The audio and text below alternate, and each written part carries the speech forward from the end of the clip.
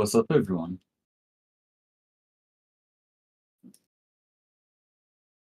Hey everyone, thanks for showing up. We're just going to be getting started very shortly.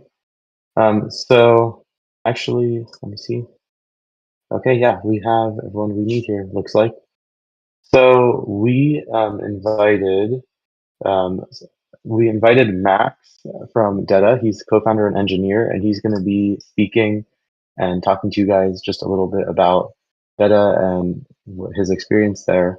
And we're excited to have him. So welcome and thanks for showing up. Invite to speak. Okay, so yeah, welcome and thanks for showing up, and thanks everyone for coming. All right, so you just want me to get into it. Let me share my screen. So first of all, thank you for having me. And I'd just like to tell everybody a little bit more about Deta and kind of what we do. So is anybody here, first of all, in the audience familiar with Deta? Has anybody used Deta before? Do you know what we're about? You can drop a message in the comments, but else I'll just assume that nobody knows what Deta is. So part of what we do is a database, but that's not everything. Okay, sweet, awesome. Let me share my screen here. Can I share the whole thing? Yep. Can everybody see my screen? Yep. Okay. So my talk is going to be pretty short, but I'm just going to get into it here. And it's called Building Personal Apps with Deta. So kind of Deta, if you're not familiar, you might think of us as a cloud provider. And that is half true. We are a cloud provider, but we're not like AWS or Heroku or Google Cloud, because what we also are is we're a personal computer. So we're both a cloud provider, but we're also a personal computer. And to give a little, if you use a web app on the internet, it's usually shared. So here I'm using ChatGPT to make a request to database. As many of you probably have used it. And in this case, ChatGPT is a tool, and all of the users of ChatGPT connect to ChatGPT through ChatGPT servers, and these servers are shared. There's a shared database, there's shared file storage, whatever services they use in the background are shared amongst all users, and then there's an auth system that makes sure that the data that I'm getting is, my data and not somebody else's. And they essentially have engineers writing a bunch of code that make sure that I get my data, you get your data, and all of this is kind of right. ChatGPT is responsible for all the servers and infrastructure, and then all the users just kind of log in and access this tool. With Deta, things are very different. Apps are essentially personal. And what this means is that for any given app, a user of the app will get their own infrastructure. So if we actually have like a ChatGPT alternative. It might not load because it's my computer's in Europe, but let's use this as an example. This app is like a reactive calculator. In this case, I get my own little microserver, I get my own little database, I get my own little file store, and it is separate from every other user of this calculator app. If there's another user, they'll get their own microserver, they'll get their own database, they'll get their own file store in their own personal cloud computer.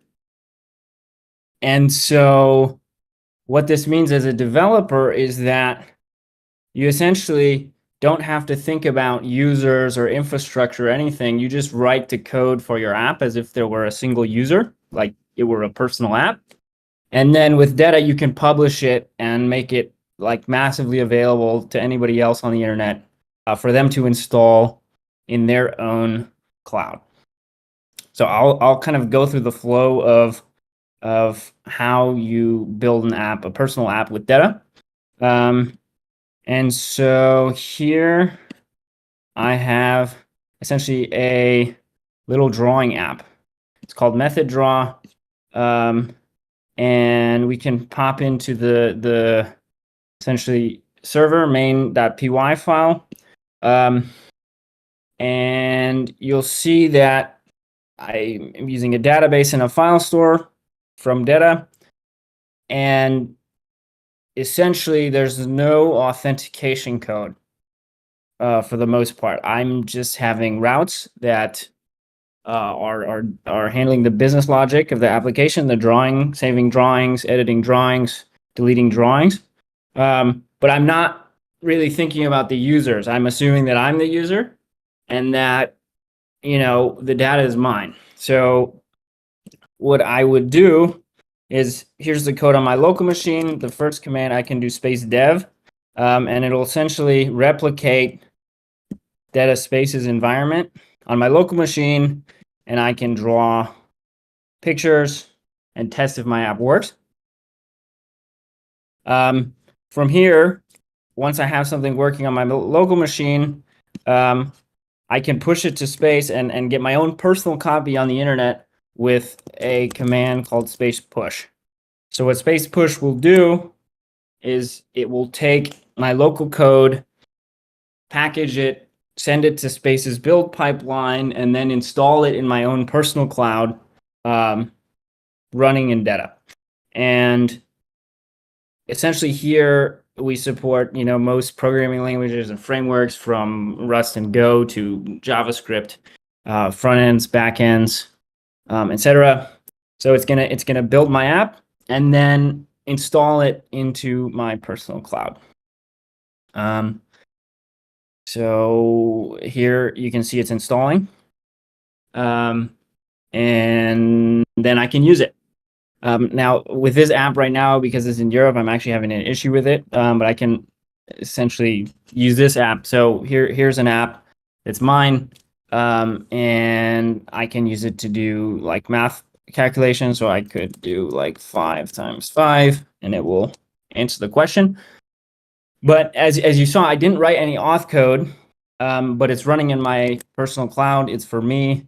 If I were to open it in an incognito tab, you'll see it won't work. It's going to ask me to log in. So essentially, I've gone from local code to personal app in a single command. And now it's running in the cloud. And it's just for me.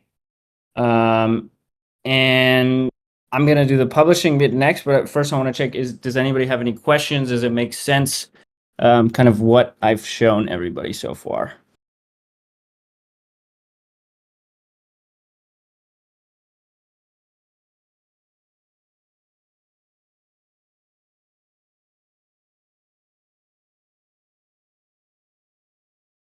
How do I exit Vim? I'm not sure I understand what you mean there.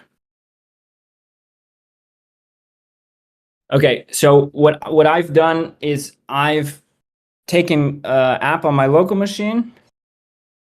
I assume I was only user. I didn't write any auth code, and I pushed it to my own personal cloud computer in a single command. And now I have something running that I can use. That's right. You can host your own app in a cloud per person. And one thing is that you have full access to essentially all of the data.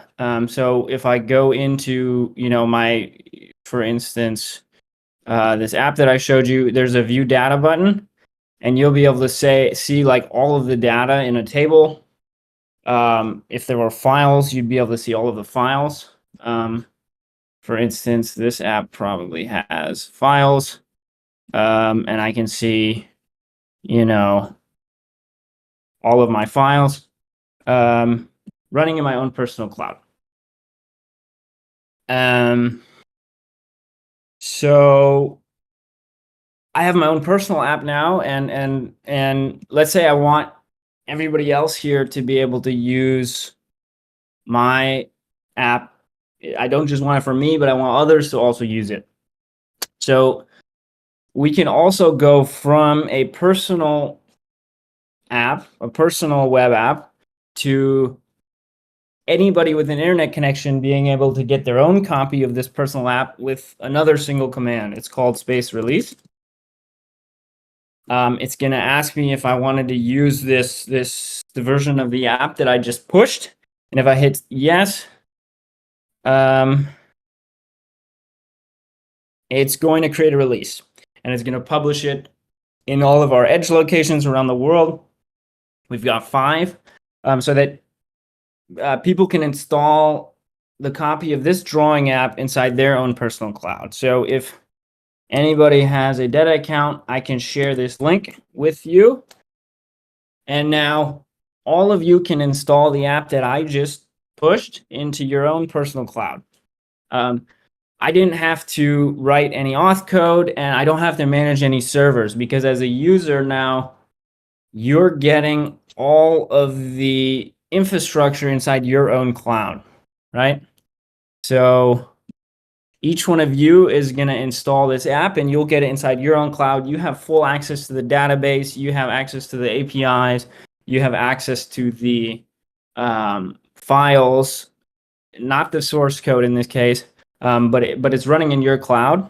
And this kind of lets you do as you please with it. You can query against the database. You can extend it against other apps that are running in your own cloud. You can really do all sorts of things, like if it were on your local machine, right? You can script against everything, compared to this traditional thing where I don't really have access to it. I'm only given this small view that ChatGPT provides. Yeah, so that's kind of a very quick introduction to Deta.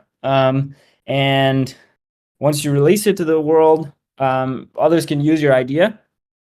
But it's also a personal computer, so you can also use the ideas that everybody else has published. So if you pop into Deta Discovery, you'll see all sorts of ideas that other developers from around the world have published, which you can install in a single click into your own cloud. So I could just pop into like 2048 and click install, and it's going to give me a copy of 2048.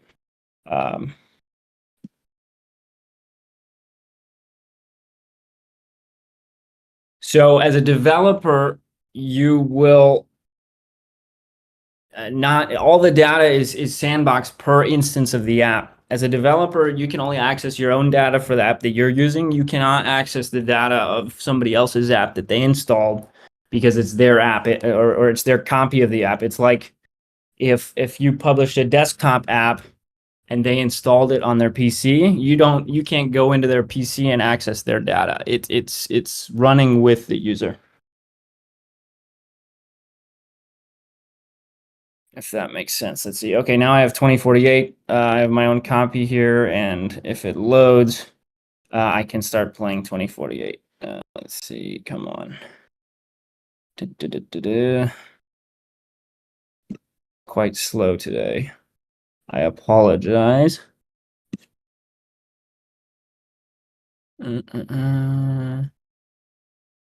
Yeah. So yeah, 2048. The famous game. Yeah. So I mean, I encourage you to try building something for Deta, and also checking out Deta Discovery, and checking out all the apps that others have built. There's a lot of really cool stuff, and because it's running in your own kind of personal cloud computer, you can do a lot more with it than you could with a traditional web app. So anyways, that's kind of it, and I'd like to thank everybody for having me. If you have any questions, please shoot before I hand it back over to the staff here. Yeah, if anyone has any more questions, you can go ahead and leave them in chat. And I'm trying to see if there's any that we missed. Yeah, we do have a recording. It'll be on our YouTube. I'll send you a link in a second. So yeah, I don't see any questions that were missed. So otherwise, then yeah, thank you so much for showing up and for speaking to everyone. And Deta is an amazing platform, so thank you so much for working on it.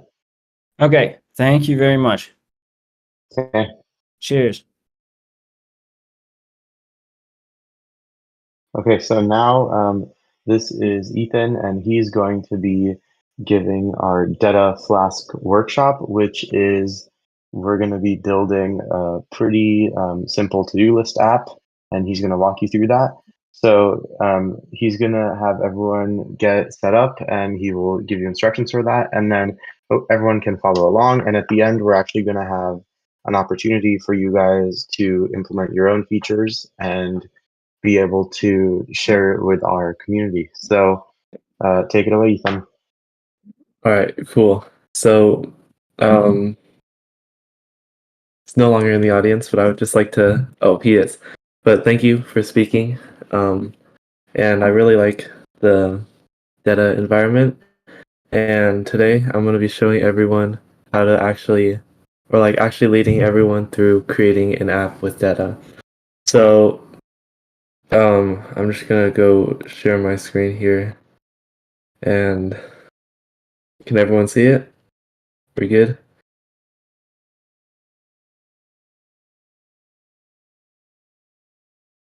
All right, cool. So this is the Deta website, like Max showed you. So first thing you're gonna want to do is you're gonna want to create an account, and then I'll put the website link in the chat, and we'll basically download the Deta CLI, if I can find it, right here. And then, so if you go here, you can download it. Supports Mac, Windows, and Linux.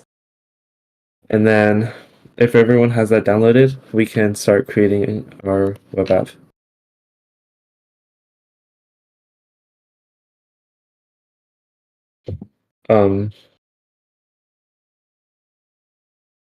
So while everyone's downloading the Deta CLI, I'm just gonna go over a quick workshop overview.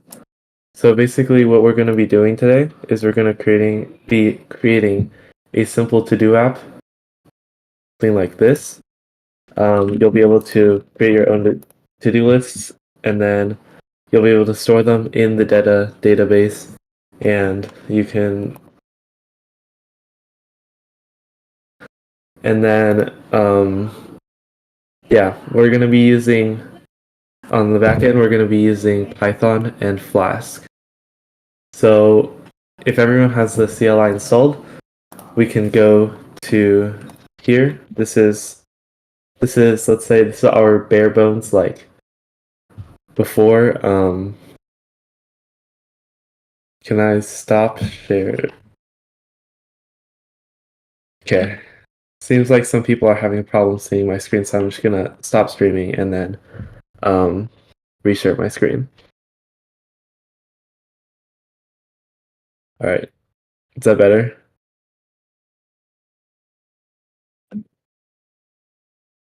All right. Cool. So if you guys want to download this is gonna be where we're starting off. Basically, all the CSS, the bare bones HTML, and all of that will already be done for us. Put that in there. And then you're just going to want to download it or pull it or clone it, whatever you want to do. Just get it into your local. I'm just going to download the zip and then unzip it.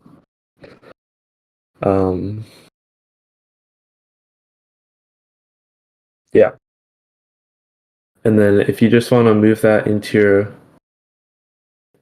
whatever you want to develop with, I'm just going to do that real quick.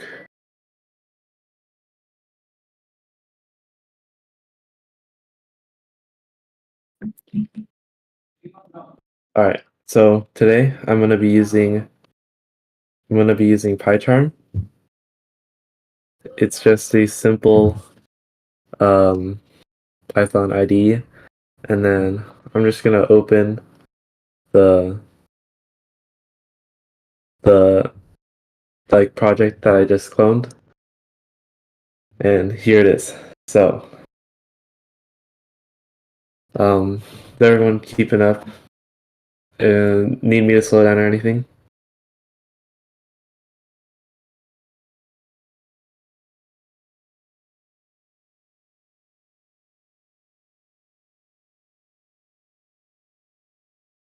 All right, cool. I'm just gonna assume that we're good and just keep going. So what we have here is the project in PyCharm. So I'm just gonna quickly create a virtual environment if it decides to let me.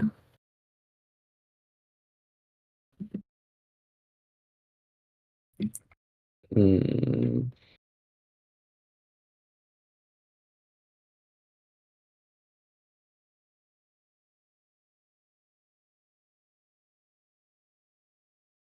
yeah.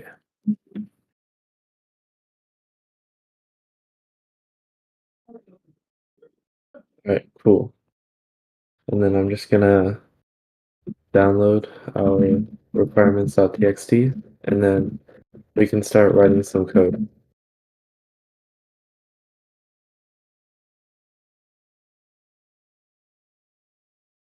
What? Oh, yeah.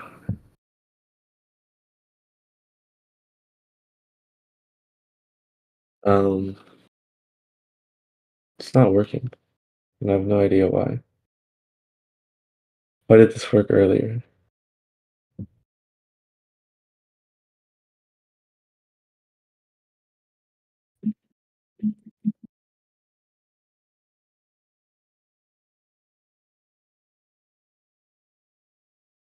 Don't remember how to do this. Anyways, let's just here. Okay, I got some help.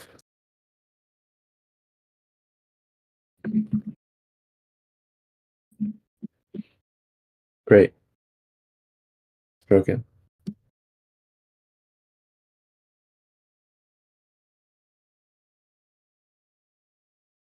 That's awkward. Okay.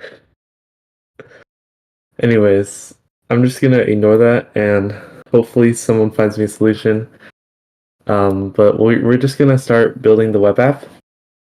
So, okay. So let's start with our main.py file. It's just a simple bare bones Flask application. And then we can start with our index root. And how we do that in Flask is we just do a simple at app.route. And this is going to be our main route. And then our methods are going to be get and post. These are just like the HTTP ways you can get to this page. Let's just put it that way. And then obviously you need a function with Flask, and then we're just gonna return the render template. We're just gonna return the HTML file. And what is great about Flask is that if you just put in an HTML or CSS file, it automatically knows where to get it through these templates and static folders. All right, so now that we have that in there, we're going to start adding some form inputs in here. So here, where it says add the form to create the note, we're just gonna open a simple form, and then the class is going to be a create form, which is a pre-created style. And then our action, this is going to go to /create, and the method will be post, obviously, because yeah. Okay. So now that we have that, let's just create an input, and that's the name, how we're going to get at it in our Python. Okay, so this input is going to be the name of our to-do, and how we're going to get at that in Python is just name, and then the placeholder is going to be to-do name, and the type is going to be text, and then it's going to be a required field. And then for style's sake, let's just do a break line right there. And then we're going to have a description for our to-do. The name is going to be, it's going to be a text area with the name description and placeholder description and rows. Let's just give it, let's just give it 6, and it's going to be required as well. Break line for style. Break line for style. And then now we're going to have our actions, which is going to be comprised of submitting it and closing like the modal. So here, the class pre-coded style actions, and in here we're going to have a button, and what this button's going to do is it's going to be a type button, obviously, and what this is going to do on click is close this dialog right here. So how we do that, it's just going to be some JavaScript document dot get element by ID, and it's going to be the new modal, because that's what this dialog is called, right? And then we're going to do that dot close. Cool, right? Yeah. And then this is just going to be the cancel button. And then we're going to have another input after this. And the type is going to be submit. But this is just going to be our basic submit button to submit the form. And the value, it's going to say submit. Cool. Is that cool for everyone? Is everyone keeping up?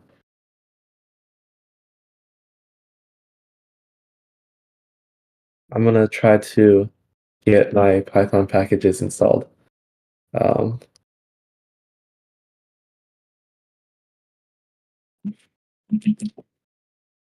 Hopefully this works.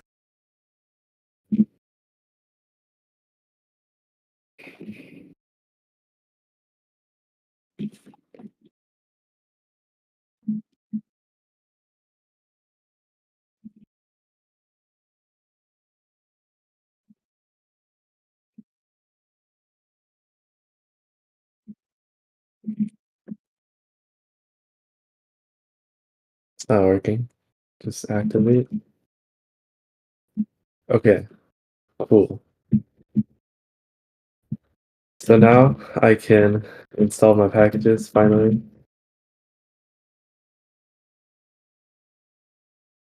Usually when you create a virtual environment, it automatically puts you in there, but I don't know why it didn't. But that should work.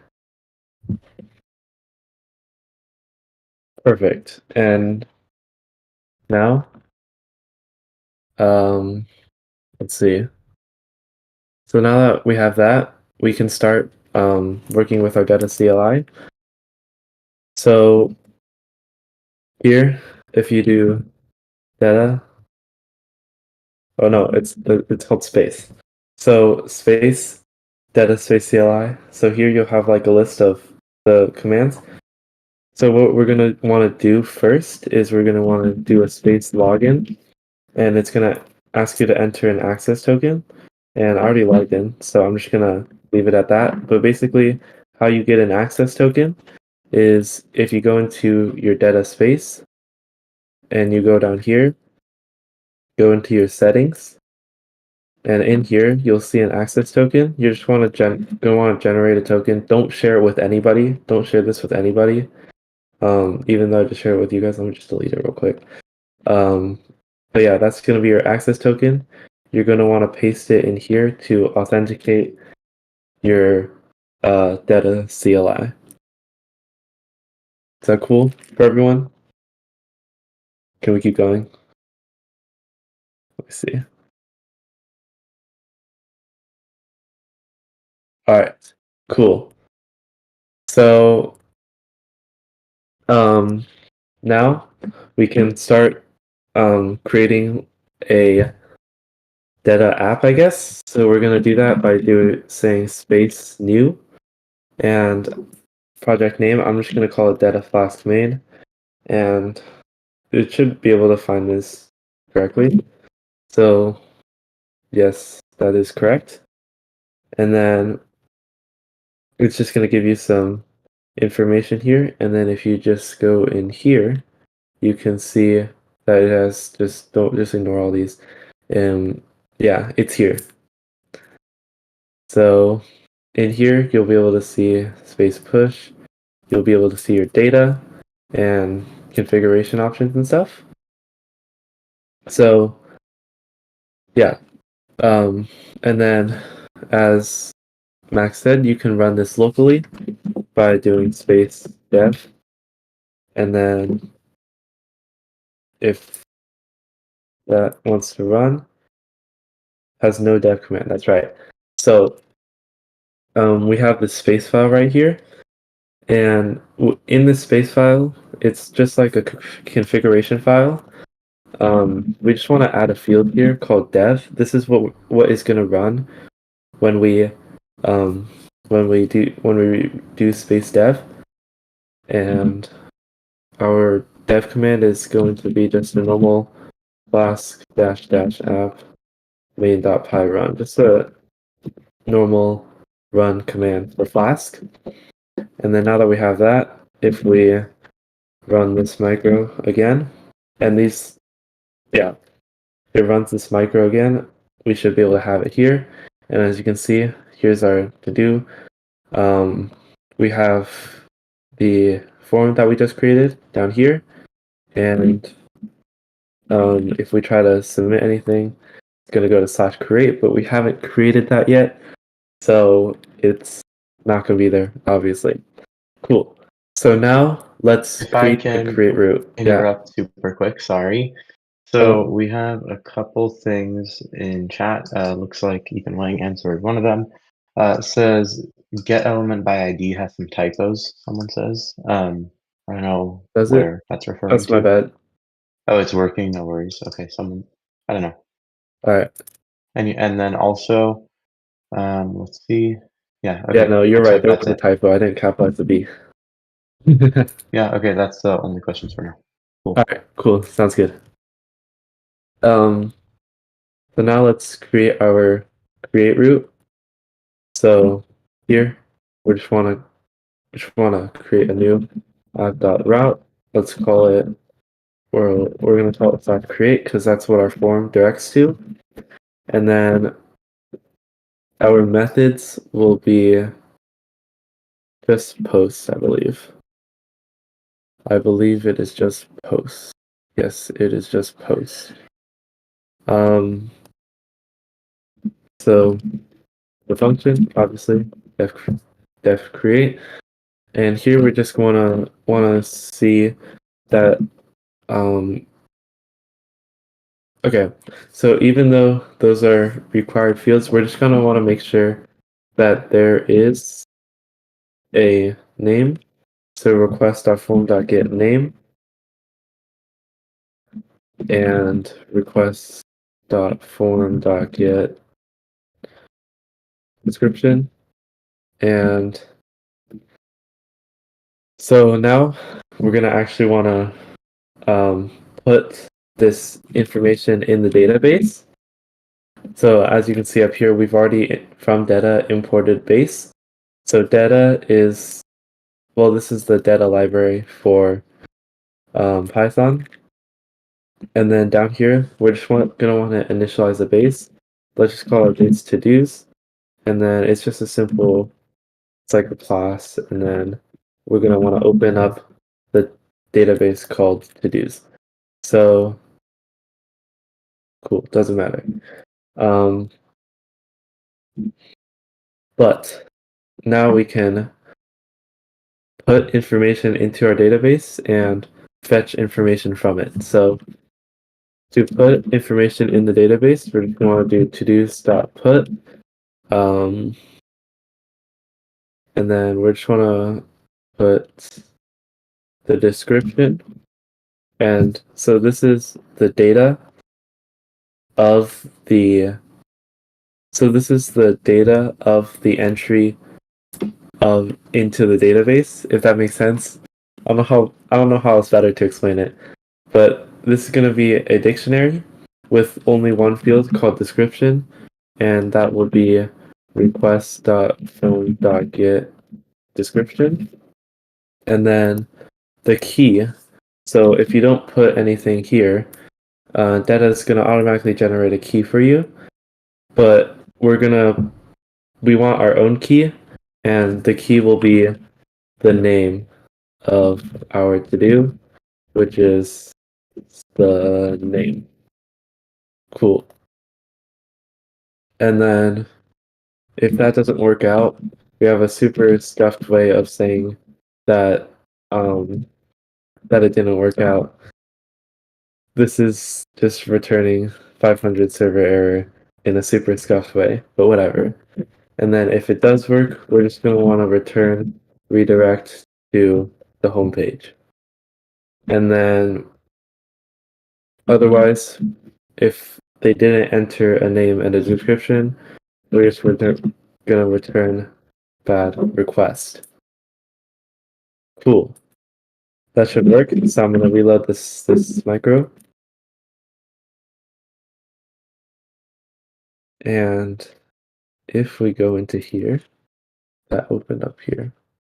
Okay, if we go into here and we create a to-do, it created.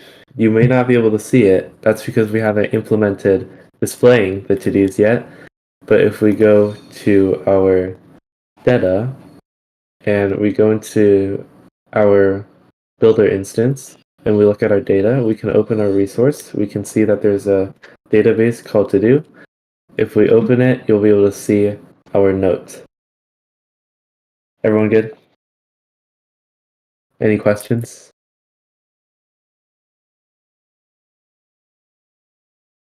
All right. Cool. I guess I'll just keep going. So let's start rendering the to-do items. So how we're going to do that is just a templating language that comes with Flask called Jinja. So first, we'll start by actually creating the displays here.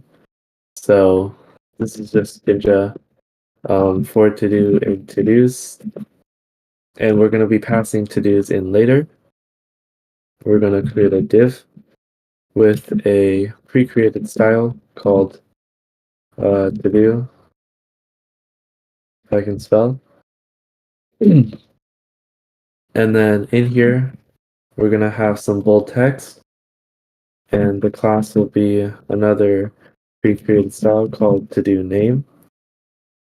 And then this will be the to-do dot key.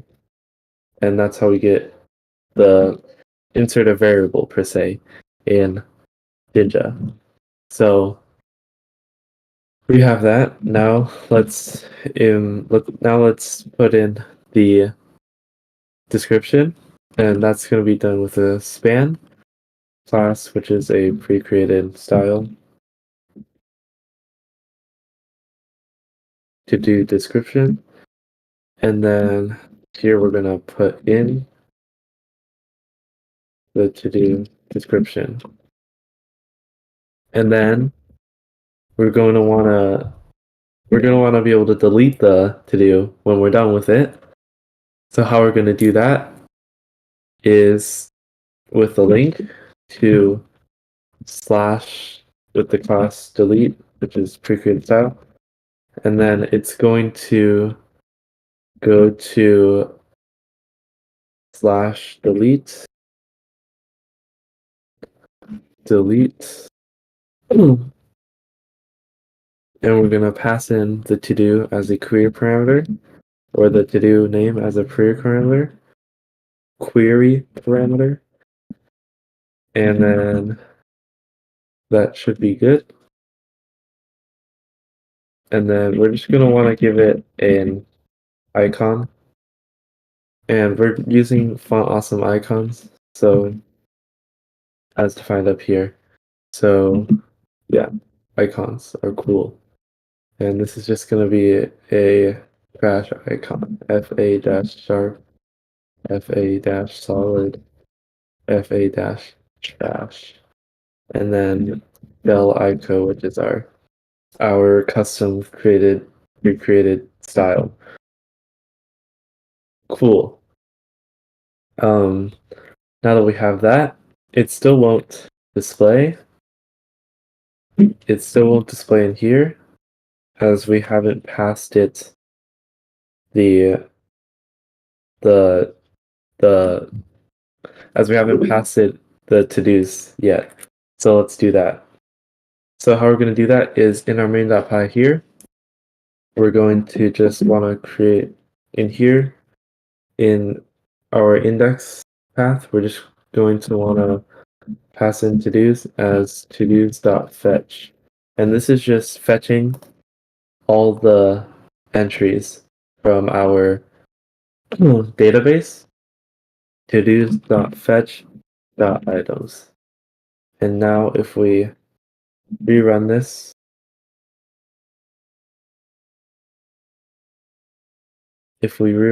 we should be able to see that we have a server error. What? Oh, okay.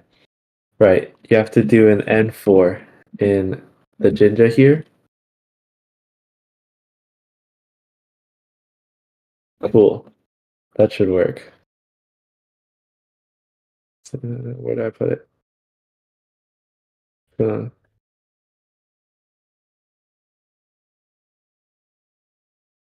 Nope, that's not the one. There we go.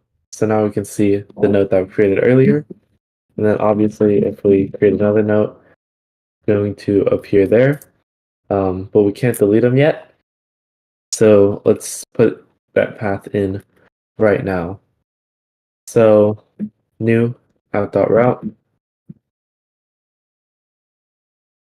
/ delete, and the methods are going to be get. Yep. And then in here, let's do a def delete, and we're going to delete it by doing to-dos dot delete, obviously, and then the key will just be request dot args dot get. This is how we're going to get the query parameter called to do, and then we're going to return redirect to our index like so. And then if that doesn't work, we're going to do our super scuffed way of returning server error. Cool. That should be it. And then if I reload my app here.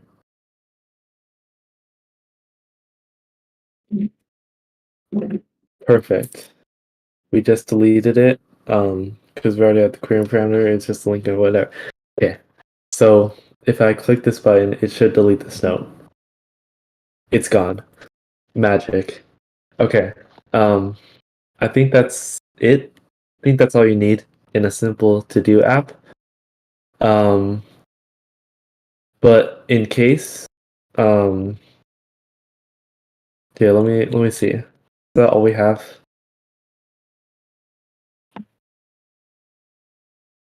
Yeah, I believe that's all we have. So, does anyone have any questions or any questions about the app, Deta in general?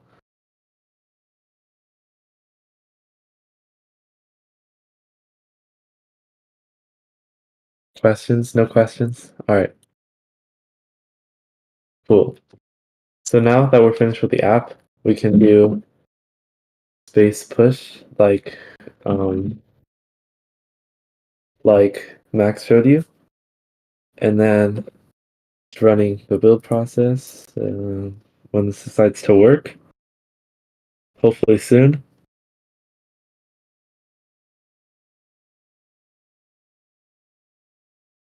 All right, cool. It built it built it built successfully, and pretty sure you should be able to access it now. You can access it through here.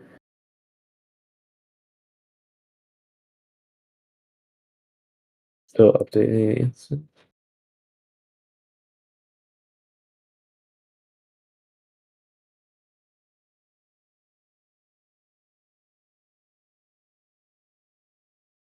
All right, cool. Should be here now, and I can access it through through somewhere.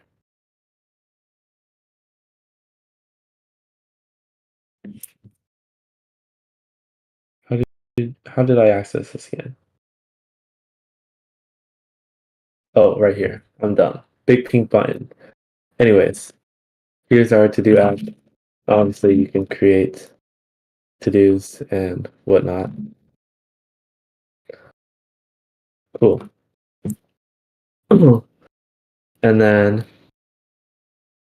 we can also release this like Max showed us.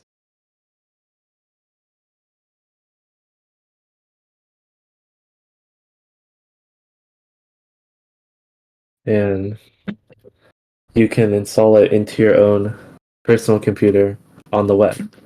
And I'm just gonna paste the link in here in case any of you guys want to check it out.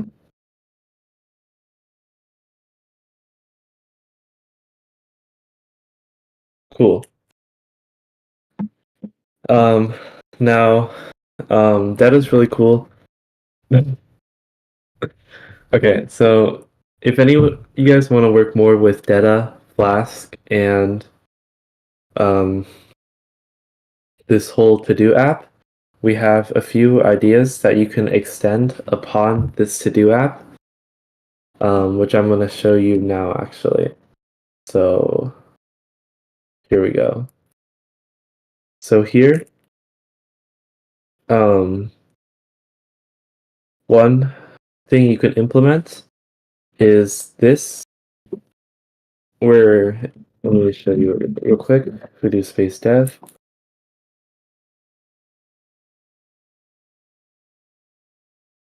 so one thing you can implement is attaching files to your to-do.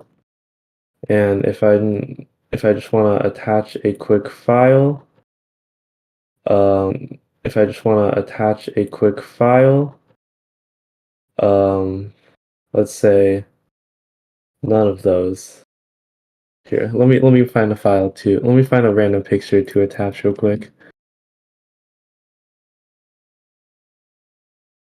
Okay. Let's say let's say I wanted to attach a bat to my to-do. I can do that real quick.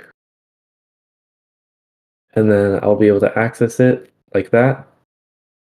And yeah, this takes advantage of Deta's drive function, which gives you your own like database, but it's like stores files. Yeah, like file storage on the web.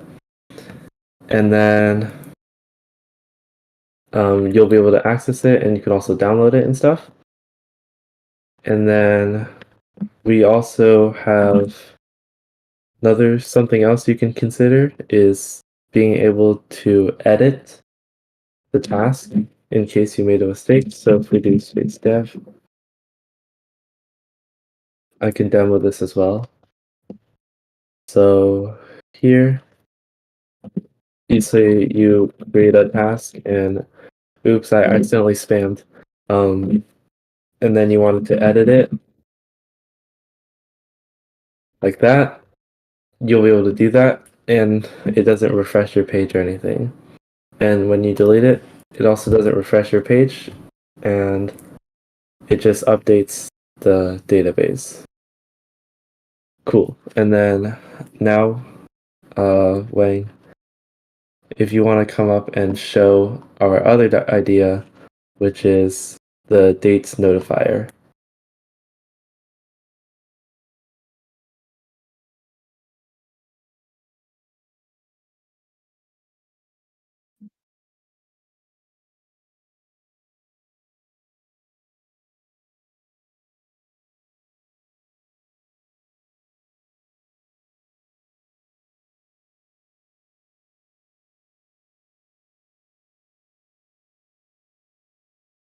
So stream lost that, but okay, let me share my screen. So entire screen. So basically you'll get something that looks like this in Discord. You'll get the Flask to-dos. It'll be a Discord webhook if you're familiar with that. And it'll contain the title and this text. And let me just show you adding it real quick. Adding it, if you go add, you can say, here is my testing thing.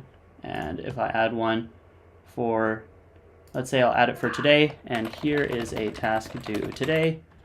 If I submit it, you'll see that there is a task due today. Let me make it a little bit bigger. And when the time comes around, like on the server, you'll have a way, I'll have to do this locally right now, but if you host this on Deta, you'll have a way to automatically trigger these events. So I believe it's called notify user. And if you have your webhook token here, it'll get all of the tasks due on the current day, and it will send you a webhook notification about that. So yeah, that's that feature. Cool.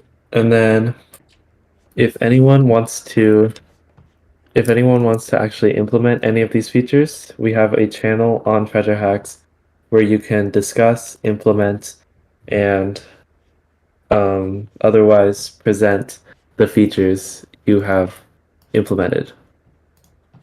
Yeah, so Q just posted a link in chat. Thanks. And we have a channel set up, and also if you guys have any ideas for features you want to add, again, you can definitely let us know. And if you want to implement something else that we didn't quite think of, then you definitely can, and that'd be really great. These are just some suggestions.